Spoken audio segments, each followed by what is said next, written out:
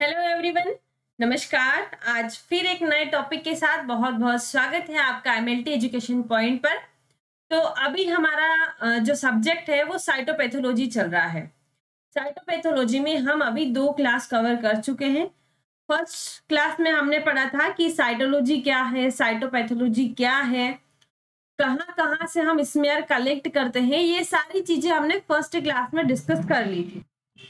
Second class में हमने देखा था कि एफएनएसी क्या है और स्मीयर को जब हम बनाते हैं, सैंपल कलेक्ट करके स्मीयर बनाते हैं तो हमें तुरंत उसको फिक्स करना रहता है। तो फिक्सेशन कौन कौन से यूज करते हैं ये भी हम पहले डिस्कस कर चुके हैं। अब हमने सैंपल भी कलेक्ट कर लिया, स्मीयर भी बना लिया, फिक्स भी कर लिया। अब देन उसके बाद की प्रोसेस आती है स्टैनिंग। क्या आती है? स्टैनिंग। स्टैनिंग, ठीक है। स्टैनिंग जैसे हिस्टोपैथोलॉजी में स्टैनिंग यूज की जाती है हेमाटोक्सिलिन एंड योसिन। माइक्रोबायोलॉजी में जैसे यूज की जाती है ग्राम स्टैनिंग, एसिड फास्ट स्टैनिंग। तो सभी का अलग अलग इंपॉर्टेंस इसका होता है, इनका अलग अलग रोल होता है। इसी प्रकार एक और स्टैनिंग साइटोपैथोलॉजी में यूज की जाती है जिसका नाम है पेपेनिकुलाउ स्टैनिंग, या फिर शॉर्ट में उसे हम पेप स्टैनिंग भी कहते हैं।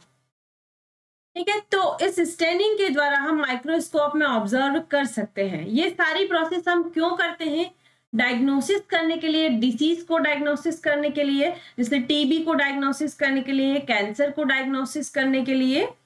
और हम बात करें तो जैसे सर्वाइकल कैंसर हो गया, किसी भी इंफेक्शन को, ट्यूमर को, ये सभी को डायग्नोसिस करने के लिए हम ये सारी प्रोसेस करते हैं।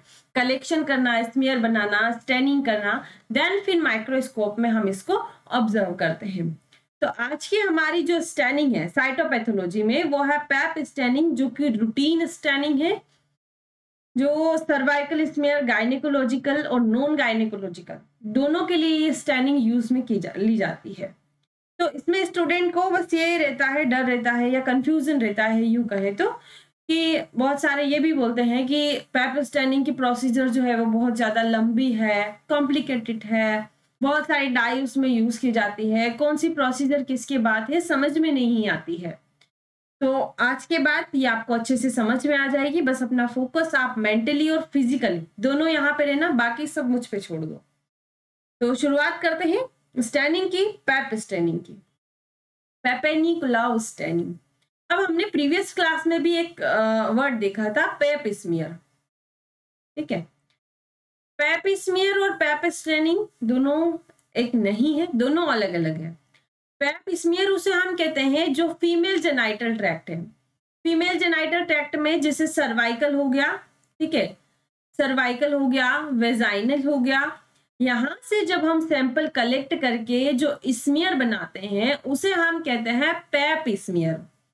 और स्टैनिंग, जब हम इस स्मीयर को स्टेन करते हैं, डाई से कलर देते हैं, उसे हम कहते हैं पेप स्टैनिंग। क्लियर है? आई होप आपको अच्छे से समझ में आ गया होगा पेप स्टैनिंग और पेप स्मीयर के बारे में डिफरेंट। अब भाई इसको पेपेनिकुलाउ स्टैनिंग क्यों कहा जाता है? पेपेनिकुलाउ भाई ये कौन सा वर्ड है? तो एक साइंटिस्ट थे जिनका नाम था, हम देखते हैं आगे, ठीक है, जिनका नाम था डॉक्टर जॉर्ज एंड पेपेनिकुलाउ। क्या नाम था इनका? George and Papanicolaou. तो इन्होंने सबसे पहले इस स्टैनिंग को डेवलप किया था। तो इनका नाम क्या था? पेपेनिकुलाउ। तो इन्होंने इस स्टैनिंग का नाम ही पेपेनिकुलाउ रख दिया। मैं ये सोच रही कि क्या नाम रखूं, क्या नाम रखूं, तो इन्होंने पेपेनिकुलाउ इसका नाम रख दिया। पेपेनिकुलाउ एक रूटीन स्टैनिंग है जो कि साइटोपैथोलॉजी में यूज की जाती है। Papanicolaou staining method is the routine staining procedure used in cytopathology laboratory. ये डायग्नोसिस करने के लिए कि पेशेंट को कैंसर है, पेशेंट को इन्फेक्शन है या फिर क्या है, ये हम स्टैनिंग के द्वारा डायग्नोस करते हैं। ये जो पेपेनिकुलाउ स्टैनिंग है, इनको फादर ऑफ एक्सफोलिएटिव साइटोलॉजी भी कहा जाता है। एक्सफोलिएटिव साइटोलॉजी प्रीवियस क्लास में हम डिस्कस कर चुके हैं, ठीक है, बार बार इसमें टाइम वेस्ट नहीं करेंगे। अब इट इज पॉलीक्रोमेटिक स्टैनिंग। ये क्या है? एक पॉलीक्रोमेटिक स्टैनिंग है। पॉली का मतलब हम समझे यहाँ पर तो मैनी, मतलब कि बहुत, ठीक है। क्रोमेटिक मतलब कि कलर, यानी कि बहुत सारे कलर इसके अंदर होते हैं, ये मिक्सचर होता है कलर का, ये कलर प्रोवाइड करता है, ये डिफरेंशिएट करता है हमारे साइटोप्लाज्म को, न्यूक्लियस को अलग अलग कलर देके। तो पॉलीक्रोमेटिक यानी कि मल्टी कलर इसके अंदर होते हैं, मल्टी डाई होती है, यूं भी कह सकते हैं हम। अब इसकी देखते हैं application. This the method is used for the smear such as vaginal smear, cervical smear जिसे हम कहते हैं पैप स्मीयर, या फिर other body fluid. Other body fluid में जैसे सेरेब्रोस्पाइनल फ्लूइड हो गया, पेरिटोनियल फ्लूइड हो गया, साइनोवियल फ्लूइड हो गया, ये सारे बॉडी फ्लूइड्स हैं। इनको डायग्नोसिस के लिए भी, इसके स्टैनिंग के लिए भी हम ये स्टैनिंग यूज करते हैं। अदर स्पेसिमेन में जैसे स्पूटम हो गया, टीबी के लिए हम करते हैं, स्पूटम हो गया, यूरिन हो गया, इनके लिए भी करते हैं, लेकिन मोस्ट जो है वो सर्वाइकल वेजाइनल यानी कि फीमेल जेनाइटल ट्रैक्ट, या फिर कहें तो गायनेकोलॉजिकल साइटोलॉजी के लिए इसे यूज में लिया। इतना समझ में आया कि पैप स्टैनिंग क्या होती है, किसने डेवलप किया था, एप्लीकेशन क्या होती है। अब हम देखते हैं कि इसका प्रिंसिपल क्या होता है, किस प्रिंसिपल पर यह बेस्ड होती है। ओके, तो पैप स्टेन जो है वो contain both acidic and basic dye, यानी कि इस पैप स्टेनिंग के अंदर दो तरह की डाई होती है, एक होती है एसिडिक और एक होती है बेसिक। जैसे सेम प्रिंसिपल इसका हेमेटॉक्सिलिन और इयोसिन स्टेन जो हम हिस्टोपैथो में यूज करते हैं उसके जैसा ही होता है, इसमें कुछ ज्यादा डिफरेंस नहीं है प्रिंसिपल में। तो एसिडिक डाई जो होती है इसकी stand basic component of cell, इसमें जस्ट अपोजिट होता है। जैसे एसिडिक डाई है तो वो बेसिक कंपोनेंट को क्या करेगी, स्टैंड करेगी, और बेसिक डाई है तो वो एसिडिक कंपोनेंट को, एसिडिक कंपोनेंट ऑफ सेल को स्टेन करेगी। जस्ट अपोजिट इसके याद रखो, एसिडिक है तो बेसिक को स्टेन करेगी, बेसिक है तो एसिडिक को स्टेन करेगी। अब कौन कौन सी डाई हम यूज में लेते हैं, यहाँ पे दो डाई होती है, हिमेटॉक्सिलिन, हिमेटॉक्सिलिन जो कि क्या है, एक तरह की बेसिक डाई है। अब बेसिक डाई है तो किसको स्टेन करेगी, एसिडिक को, एसिडिक को। अब एसिडिक क्या है सेल में, न्यूक्लिक एसिड हम कहते हैं, न्यूक्लिक एसिड से याद रखो, न्यूक्लियस, ठीक है। यानी कि ये बेसिक डाई है जो कि एसिडिक को स्टेन करती है, तो हिमेटॉक्सिलिन जो है वो हमारे न्यूक्लियस को स्टेन करती है। अब इयोसिन है तो इयोसिन एक क्या है, एसिडिक डाई है, इयोसिन एसिडिक डाई है जो कि बेसिक को स्टेन करती है, और बेसिक क्या है, साइटोप्लाज्म या फिर एल्केनाइन भी कह सकते हैं। समझ में आया, क्लियर है। इसकी प्रोसीजर जो आपको बहुत ज्यादा लेंथी लगती है, ये मैं आज आपको दो तरीके से प्रोसीजर बताऊंगी, आपको जैसा ठीक लगे, आपको जिस तरीके से समझ में आए आप उस तरीके से इसको समझ सकते हो। बाकी पैप स्टैनिंग बहुत इंपॉर्टेंट है point of view main exam और कॉम्पिटिटिव एग्जाम, एक क्वेश्चन तो हर एग्जाम में इसमें से पूछा ही जाता है, ठीक है। अब जो पैप स्टैनिंग है इसके अंदर जो है वो 5 डाई को इन्वॉल्व किया गया है, 5 डाई है लेकिन 3 सॉल्यूशन है, 3 सॉल्यूशन में 5 डाई को यूज किया जाता है। देखते हैं कौन कौन सी डाई हम यूज में लेते हैं। सबसे पहले हिमेटॉक्सिलिन अभी हमने देखा जो कि एक बेसिक डाई है, लेकिन ये जो हिमेटॉक्सिलिन है, हिमेटॉक्सिलिन जो है वो डिफरेंट टाइप्स का होता है। हम हिस्टोपैथोलॉजी में हिमेटॉक्सिलिन को डिटेल में समझेंगे, ये भी बहुत इंपॉर्टेंट टॉपिक है। तो ये एक नेचुरल डाई है, लेकिन ये जो डिफरेंट टाइप्स की होती है हिमेटॉक्सिलिन, उसमें से जो हमारा पेपेनिकुलर स्टैनिंग है इसमें कौन सा हिमेटॉक्सिलिन यूज में लिया जाता है, तो इसके अंदर हेरिज़ेलियम हिमेटॉक्सिलिन यूज में लिया जाता है। ये क्या है, एक नेचुरल स्टेन है जो कि हमारे न्यूक्लियर को स्टेन करती है सेल के अंदर। अभी हम डायग्राम देखेंगे इसका तो और अच्छे से आपको समझ में आ जाएगा कि कैसे स्टेन करती है। अब इसका कंपोजिशन हम देख लें कि इसके अंदर क्या क्या होता है। इसके अंदर होता है हिमेटॉक्सिलिन जो कि होता है 1 ग्राम, एब्सोल्यूट अल्कोहल इसके अंदर होता है 10 ml, और अमोनियम और पोटेशियम एल्यूम इसके अंदर होता है 20 ग्राम, डिस्टिल वाटर इसके अंदर होता है 200 ml, और मर्क्यूरिक ऑक्साइड होता है इसके अंदर 0.5 ग्राम। ये रहा हमारा हैरीज हिमेटॉक्सिलिन। हिमेटॉक्सिलिन एक नेचुरल डाई है, न्यूक्लियस को हमारा स्टेन करता है, एक तरह का न्यूक्लियर स्टेन है। ये सारा कंपोजिशन इसके अंदर होता है हैरीज हिमेटॉक्सिलिन के अंदर, तो ये आप याद कर लें अच्छे से। देन आता है हमारा अगला क्या है जो डाई हमने यूज में ली है। 3 डाई हमारे पास है, एक हो गई हमारी हैरीज, सेकेंड है ऑरेंज G6। ऑरेंज G6 ये क्या करती है, स्टेन साइटोप्लाज्म को स्टेन करती है। फर्स्ट एसिडिक काउंटर स्टेन है इओसिन ऑरेंज G6। ये क्या है, एक तरह की एसिडिक डाई है, और अगर एसिडिक डाई है तो याद करो क्या हमने समझा कि ये साइटोप्लाज्म को यानी कि बेसिक को स्टेन करेगी। तो बाय बेसिक हमारा क्या है, साइटोप्लाज्म को स्टेन करेगी। ये क्या है, एसिडिक काउंटर स्टेन है, first acidic counter stand. Second acidic counter stand भी हम अभी आगे देखेंगे। ये बाकी और क्या स्टेन करती है, स्क्वैमस सेल कार्सिनोमा का स्टेन मैच्योर एंड केरेटिनाइज्ड सेल को स्टेन करती है ऑरेंज G6। ये हमारी ऑरेंज G6 का डायग्राम है, ठीक है।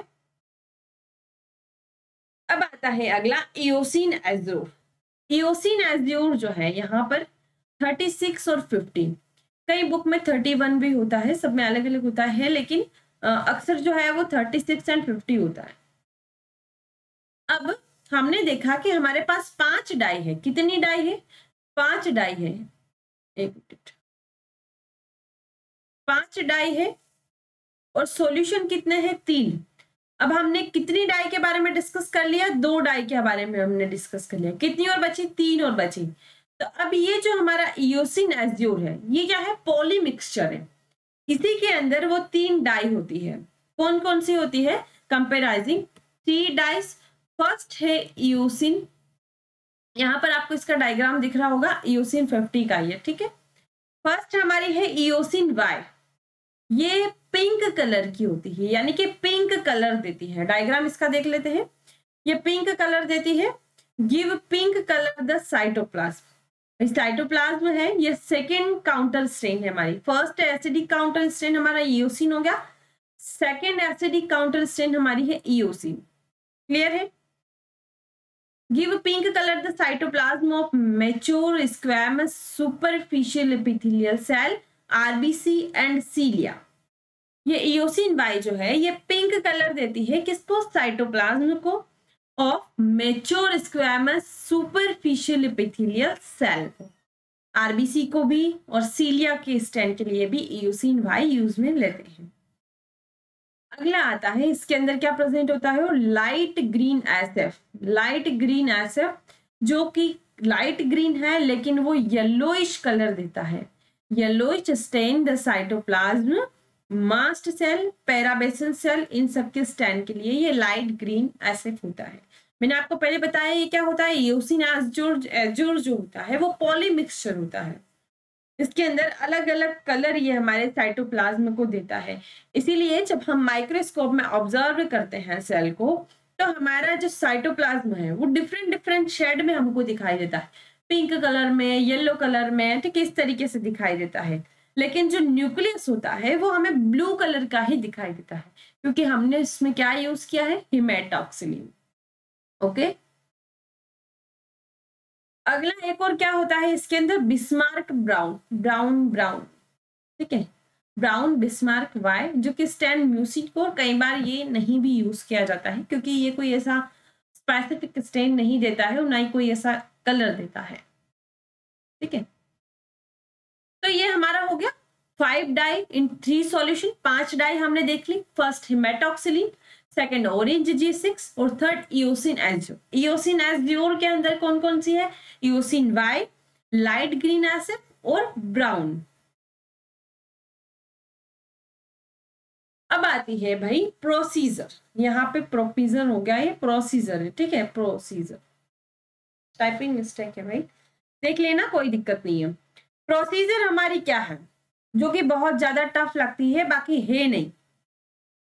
सबसे पहले देखते हैं प्रोसीजर में फिक्सेशन। फिक्सेशन हमें कब करना है, जब हम स्मीयर बना ले, तो स्मीयर बनाने के बाद में तुरंत हमें उसे फिक्स करना रहता है। नहीं करेंगे तो क्या होगा, हमारी सेल जो है वो डैमेज हो जाएगी, उसको हम सही तरीके से डायग्नोस नहीं कर पाएंगे, हमें पता नहीं चलेगा कि पेशेंट को कैंसर है या नहीं है, इन्फेक्शन है या नहीं है। तो इसलिए फिक्स करना बहुत जरूरी है। Fix the smear in equal part of 95% ethanol या फिर अल्कोहल भी यूज कर सकते हैं। तो ये इस तरीके का एक कॉपलिंग जार होता है जिसके अंदर इस तरीके से हम स्लाइड रखते हैं और उसको फिक्स कर देते हैं, यानी कि डीप करेंगे और निकालेंगे। क्लियर है? सबसे पहली प्रोसीजर हमारी फिक्स कर ली हमने, ठीक है, स्मीयर बना लिया, स्मीयर बनाने के बाद फिक्स किया। देन प्रोसेस आती है हाइड्रेशन। हाइड्रेशन हम कैसे करते हैं, rinse in descending grade of alcohol and water for 10 second. क्या कह रहा है ये कि डिसेंडिंग ग्रेड में आपको अल्कोहल के अंदर उसको 10 सेकेंड के लिए डीप करना है। डिसेंडिंग ग्रेड क्या है भाई, सबसे पहले 95% अल्कोहल, अब डिसेंडिंग में जाना है, आपको नीचे की ओर जाना है। 95 के बाद आएगा 70% अल्कोहल, उसके बाद आएगा 50% अल्कोहल। तो ये हमारा डिसेंडिंग ग्रेड में हमने उसको हाइड्रेट कर लिया, जो हमारा स्मीयर है फिक्सेशन में से निकाला, फिर उसको हाइड्रेट किया डिसेंडिंग ऑर्डर, यानी कि सबसे पहले 95%, 70% और 50%। ओके, अब हमने हाइड्रेट कर लिया उसको। अब क्या होता है, अब हमें करना है उसको rinse gently in distil water for 15 second. 15 second के लिए हम उसको डिस्टिल वाटर में रिंस करेंगे। वॉश कर लिया, वॉश करने के बाद हमारी जो प्रोसीजर आती है स्टेनिंग की। स्टेनिंग में हम सबसे पहले जो स्टेन यूज करते हैं वो है हमारी stain in Harris hematoxylin for 2 to 3 minute. अभी आपको ऐसा लग रहा है, लेकिन आप जब इसको एक साथ देखोगे तो बहुत अच्छे से समझ में आ जाएगा, ठीक है। और है ना, आप जो नोट्स बनाते हो, तो मैं ये जो नोट्स बनाती हूँ, इन नोट्स को आप बनाइए, हो सके तो इनका और शॉर्ट फॉर्म करके बनाइए और उसको हाईलाइट कर करके पढ़िए, बहुत अच्छे से समझ में आएगा। मैं भी ऐसा करती हूँ, पता है, मैं जब पढ़ती हूँ तो अब इतनी सारी बुक को आप लिख तो नहीं सकते एक जगह, तो उन बुक में से जो इंपॉर्टेंट पॉइंट है वो हम एक जगह नोट करते हैं। तो मैं जो पढ़ा रही हूँ उसमें से फिर आप आपका शॉर्ट में आपको जो लगता है वो उसको आप नोट कीजिए, ठीक है। इस तरीके से आपको बेटर तरीके से याद रहेगा। तो कहाँ थे हम, स्टेन इन, सबसे पहले हम उसको हेमेटॉक्सिलिन से स्टेन करेंगे, देन क्या करेंगे, रिंस करेंगे। अब देखो हमने फिक्स किया स्मेयर को, उसको हमने डिसेंडिंग ग्रेड ऑफ अल्कोहल में डाला, 3 बार डिप किया, 95%, 70% और 50%, फिर से वॉश किया, फिर हमने उसको हेमेटॉक्सिलिन में डाला, फिर हमने क्या किया, वॉश किया। वॉश करने के बाद हमने उसको डीप किया 0.25% HCl हाइड्रोक्लोरिक एसिड में। कितने टाइम के लिए, 2 to 3 टाइम के लिए। फिर हम फिर से उसको रनिंग टैप वाटर से 15 सेकेंड के लिए, ये हमारा जो बूंद बूंद बूंद पानी नल के अंदर से गिर रहा है, इसके अंदर हम हमारे स्मीयर को रनिंग टैप वाटर में 15 सेकेंड के लिए यहाँ पर हम इसको वॉश करेंगे, ठीक है। ये हमारा नल है। अब आती है डिहाइड्रेशन की प्रोसीजर। आपने हाइड्रेशन तो कर लिया, हाइड्रेशन में आपने उसको पानी दे दिया, ठीक है, अल्कोहल दे दिया, फिर आपने उसको वॉश कर दिया, फिर आपने हेमेटॉक्सिलिन स्टेनिंग दे दी, फिर आपने उसको वॉश कर लिया। अब जो हेमेटॉक्सिलिन स्टेन जो हमने यूज करी है, ठीक है, वो हमने यूज करी है, तो वो तो न्यूक्लियाई को स्टेन करेगी, न्यूक्लियाई को स्टेन करेगी, तो उसने क्या कर दिया, ब्लू कलर जो है वो न्यूक्लियस को दे दिया। अब आप डिहाइड्रेशन करोगे तो जो हमारा ब्लू कलर जो है वो न्यूक्लियाई जो है वो ऑब्टेन कर लेगी। डिहाइड्रेशन हम कैसे करेंगे, डिहाइड्रेशन हम करेंगे इथाइल अल्कोहल से 6 टाइम इन ईच सॉल्यूशन। हम अलग अलग सॉल्यूशन इसमें यूज करेंगे। हाइड्रेशन में हमने यूज किया था डिसेंडिंग ऑर्डर, इसमें हम यूज करेंगे असेंडिंग ऑर्डर, या फिर जिसे हम कहेंगे इंक्रीजिंग ऑर्डर, बढ़ते हुए क्रम में हम चलेंगे। सबसे पहले हम इसको डीप करेंगे 50% अल्कोहल में, इथाइल अल्कोहल, फिर हम डीप करेंगे 70% अल्कोहल, फिर हम करेंगे 95% अल्कोहल, और प्रत्येक सॉल्यूशन में हमें 6 टाइम यानी कि 6 बार उसको डिप करना है, निकालना है, डिप करना है, निकालना है, इस प्रकार से। उसके बाद डिहाइड्रेशन आपने कर लिया। डिहाइड्रेशन करने के बाद में, डिहाइड्रेशन का मतलब क्या होता है? अच्छा, अल्कोहल को रिमूव करना, सॉरी पानी को रिमूव करना, ठीक है। हाइड्रेशन, हाइड्रेशन मतलब समझे यहाँ पर तो वाटर, और डी मतलब कि हटाना, वाटर को हटाना, ठीक है।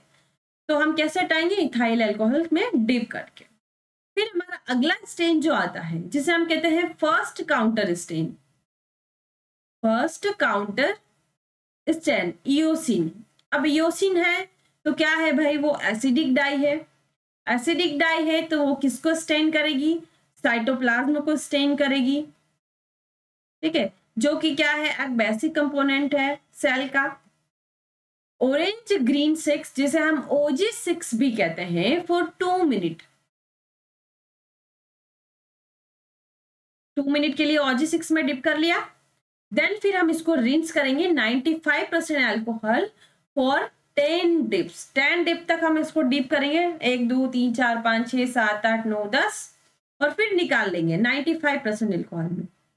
फिर आता है हमारा इयोसिन एज्योर। क्या आता है? इयोसिन एज्योर, जिस या तो 50 एंड 36 दो तरह के यूज करते हैं, 50 एंड 36 फॉर 2 मिनट, ठीक है। डिहाइड्रेशन किया, ऑरेंज 6 में डाला, रिंस किया अल्कोहल को 95% अल्कोहल में, फिर इयोसिन एज्योर में डाला, फिर हमने उसको डिहाइड्रेट किया एब्सोल्यूट अल्कोहल। एब्सोल्यूट अल्कोहल में यहाँ पे हम पहले 95% अल्कोहल लेंगे, उसके बाद जिसे हम कहेंगे 100% अल्कोहल या फिर एब्सोल्यूट अल्कोहल। भाई इतना समझ में आया? आई होप आपको अच्छे से समझ में आया होगा। अब आगे चलते हैं। चलो ये डायग्राम पहले से आ रहा है तो इसको लेके यहाँ चलते हैं। ओके, अब हमारी प्रोसीजर हो गई पूरी। स्टेनिंग हमने कर ली पूरी, यानी कि हमने न्यूक्लियस को भी स्टेन कर लिया, साइटोप्लाज्म को भी स्टेन कर लिया। हमारी जो 5 डाई थी, 3 सॉल्यूशन थे, वो हमने कर लिया, स्टेनिंग हो गई। अब हम करते हैं क्लियरिंग। भाई क्लियरिंग क्यों करते हैं? अब देखो क्लियरिंग क्यों करते हैं मैं आपको बताती हूँ, एक मिनट। हमने अभी देखा था कि लास्ट में हमने यहाँ पर यूज किया एब्सोल्यूट अल्कोहल। अब ये जो एब्सोल्यूट अल्कोहल होता है ना डियर, ये क्या होता है कि मिजिबल नहीं होता है। किसके साथ में? जो डिपेक्स माउंटिंग हम यूज करते हैं, तो वो उसके साथ मिजिबल नहीं होता है, यानी कि घुलनशील नहीं होता है। तो फिर हम क्या करते हैं कि हम यहाँ पर क्लियरिंग करते हैं। क्लियरिंग करते हैं तो क्लियरिंग के लिए जो हम एजेंट यूज करते हैं उसे हम कहते हैं ज़ाइलीन। और किसको रिमूव करेंगे, किसको क्लियर करेंगे? अल्कोहल को। और इस ज़ाइलीन के हम यहाँ पर 3 चेंज करते हैं, एक ये फर्स्ट, फिर सेकंड ज़ाइलीन, फिर थर्ड ज़ाइलीन। क्लियर कर लिया सॉल्यूशन को। देन हमारी जो लास्ट स्टेप आती है mounting. Mounting is a natural synthetic medium after drying of smear. Clearing करने के बाद हमारा जो स्मीयर है उस स्मीयर को हम ड्राई करेंगे। ड्राई करने के बाद हम इसको माउंट करेंगे विथ डीपीएक्स। किससे करेंगे? डीपीएक्स से। तो ये डीपीएक्स जो होता है, हम क्या करते हैं, ये अलग अलग तरीके से कोई यूज करता है, किसी एक तरीका अलग अलग होता है सभी का डीपीएक्स यूज करने का। वैसे हालांकि ज्यादा डिफरेंट प्रोसीजर नहीं है, लेकिन जैसे हमारी ये कवर स्लिप है, ये इतनी छोटी सी कवर स्लिप है, हम इस पर यहाँ पर क्या करेंगे, ये जो डीपीएक्स है हमने यहाँ पर डीपीएक्स को डाल दिया।